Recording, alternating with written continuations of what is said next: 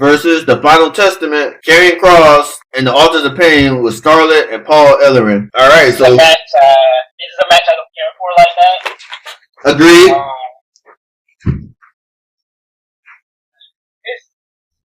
So Bobby Lashley and the Street Profits. Bobby Lashley, I don't know how I feel about Bobby because he is a great wrestler. I really think, me personally, how I kind of look at Bobby is how I look at Shelton Benjamin when he was wrestling. Great body, no diddy. Wrestling wise, great. Mic skills, not so great. You know, and I feel like as a wrestler, unless you have a manager, your mic skills got to be on point. Right. And I know at one point, Bobby Lashley did have a manager, yeah, MVP.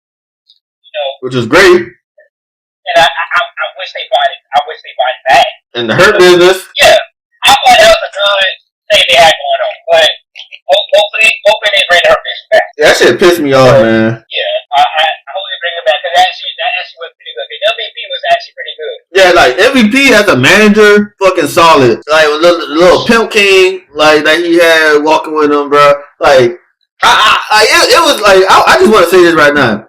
MVP was a superstar that WWE dropped the ball on years ago because he left when he was in his freaking prime. It was just great to see somebody like I forgot what MVP match it was, but somebody was like, "It's crazy if you think about it." Because MVP, when he was wrestling back then, was a mid carder, but it didn't feel like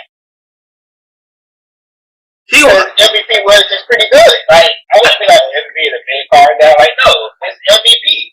And that had his own unique interests and everything. I want to do say like on this like probably like that last year some change of him being in WWE the first time. Like I did hear a lot of MVP chants. Like he was a great wrestler. And he should have been like that, bro. We're gonna make so many videos because like I want to like talk about like all the wrestlers that should have been bigger. No Diddy from the Ruthless Aggression era that kind of they eat fun with the bag with and stuff. But MVP is up there on that list. So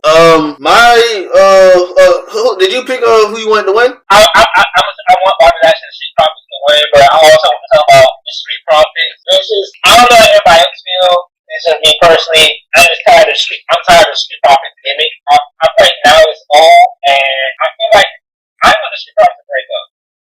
I want them to do solo work because there's money in Montez. There's money in Montez going solo. Yeah, there is money in him. They can push Montez by himself if they find the right story for him. Everything he can be pushed, but they're keeping him at this level, and I don't want him to stay on that level because I remember like I watched the Bianca and Montez show that was on Hulu. Mm-hmm.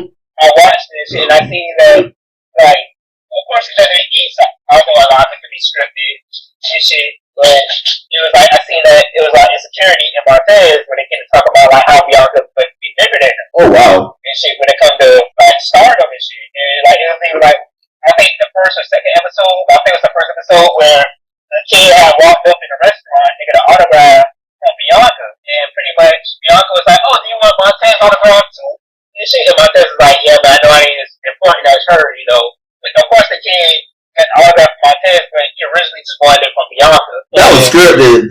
Yeah, I definitely believe it's scripted. Even it was another time. I think it was last year's WrestleMania. And shit where Montez was trying to figure like he was worried that thinking he was going to be on a WrestleMania card. So he was pretty much like telling Bianca like, you don't have nothing to worry about because you're going to be on this WrestleMania card. But he was like, I don't know if I'm going to be on the WrestleMania card and shit like that.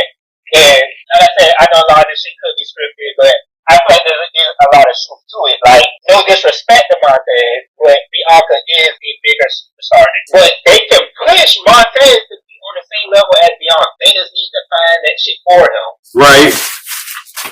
I'm about to write something down real quick. I'm gonna say what I would like to say. 34 mark. All right. I agree wholeheartedly with everything you said. I mess with the Street Profits, but I feel like their time as a team is kind of running dry. I would love to see Montez Ford go out on his own, and no disrespect to Angelo Dawkins, I would love to see him go out on his own. I feel like if you get him with the right gimmick as well, and like WWE plays everything off right, y'all can have like a great Montez Ford versus Angelo Dawkins match at a WrestleMania or one of the big four. Well, either WrestleMania or SummerSlam. Yeah, Most definitely, yeah, WrestleMania.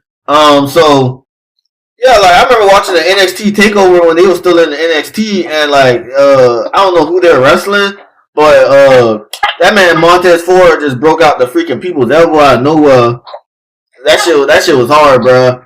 Like he has charisma, like he could be. I feel like he could be like a Rock type figure.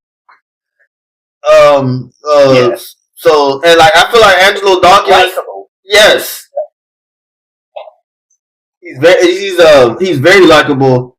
And I feel like Angelo Dawkins, like I feel like shoot, maybe maybe that's like we ain't seen it yet, but maybe there's money in him as well.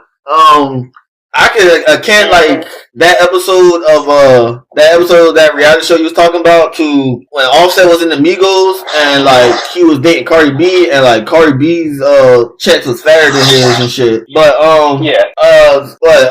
my pick for this to win, I want the Pride to win. I wish they would have picked another name, and I do like the Final Testament. You can have Karrion Kross, like you can have them in promos, have them accompany each other to the ring and stuff. But like you have Karrion Kross, like start engaging in his solo feuds with somebody, or try to go after the United States title or the world title. Have like the Authors of Pain, like when you get the tag team titles, tag team championship back on SmackDown, the Authors of Pain, like eventually like try to pursue those and have Paul Ellering accompany them, and of course have Scarlett's fine ass accompany Karrion Kross. So, yeah, I want the Pride to win, and I just want this feud to be over. I want Bobby Lashley to also get back into singles competition because, like, he's in his late 40s. I understand that black don't crack, but Bobby, I want to say, like, mid or late 40s and stuff. So, like, the time of him as a superstar could be running low as well. And I also want to say the same thing with AJ Styles as well. So I think those two need to be put in the best damn programs for the remainder of their duration and as full-time superstars. Yeah, I mean, I agree because like it be hurting when like John Cena seen by the nose, like when he goes sit there and mention like and he don't got that many years of him left to sit there and do that wrestling like doing WWE and shit. And pretty much like when he says that when he does show us a match, what you see is like his best he can give. And it is like, damn, bro, I'm old. Oh no, that shit broke my heart when John Cena got destroyed by Solo, man. That shit broke my heart, bro. Man, like this is really coming to the end. Like, bro, you're John Cena. Like he's getting old and I'm getting old, so it just makes you make you feel some type of way, bro. Cause like you go like no Diddy shit, like you can just tell like in John Cena's physique that like he wasn't like as buff as he was years ago and shit. And it's just crazy that what's up? What you said? I didn't hear you say again. Yeah, I can hear you.